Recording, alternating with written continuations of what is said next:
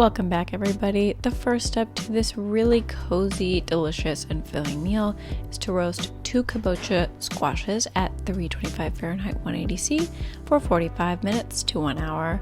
You want to keep them all facing down, and once you've taken them out of the oven, you want to gently turn them over. I add just a little bit of black pepper and a touch of olive oil, but you don't even need to add the olive oil over the black pepper if you don't want to. I'll let them cool here completely, and the skin from the exterior will naturally peel off as the kabocha squash cools. Now we're going to take 1.5 cups of forbidden rice or black rice, gently rinse, ideally soak for 15 minutes, but if you can't, no problem, cook in 3 1/3 cups of water or veggie broth and boil and simmer for 30 to 45 minutes until completely cooked.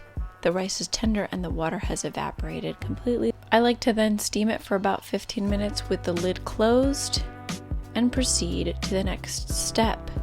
Take 2 leeks washed and chopped and add 1.5 teaspoons of ground turmeric in addition to a tablespoon of dried thyme.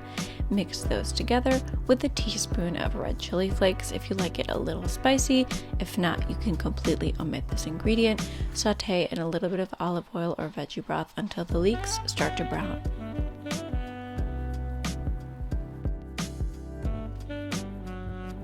Next, we'll take 4 to 6 cups of washed and chopped curly kale, destemmed obviously, and add 1 to 2 teaspoons of soy sauce for saltiness and umami flavor.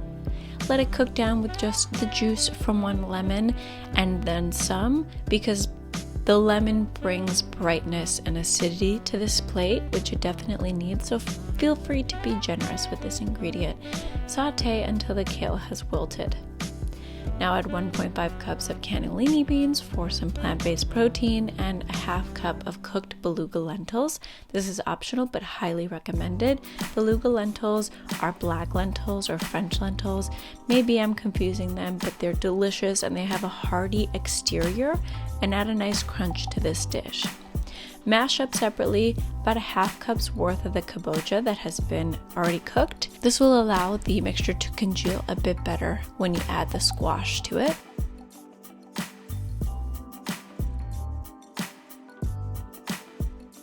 Additionally, add some more lemon juice as I did here, and we're going to chop on the side half a cup of raw hazelnuts to add on the top of our dish when we are presenting it and serving it up. To the mixture that will go inside of our squash, we're going to then add our forbidden rice once it's fully cooked, obviously drained from excess water, and combine until you have all of your ingredients mixed and it's a homogeneous combination.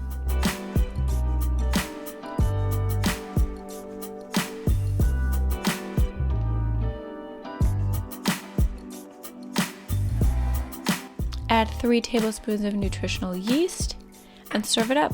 I like to take about 1/4 of a kabocha squash, maybe a little bit more, ladle in my filling on top, as much as you'd like, and then add the chopped raw hazelnuts on top and serve. This could be accompanied with a tahini sauce or sriracha sauce. I like it as is because it's so flavorful. You can also add a little bit of extra lemon juice. This is completely up to you. As always, the full recipe will be in the description, and make sure to subscribe to the channel for healthy, plant-based, whole food recipes every single Friday and daily shorts. See you next time!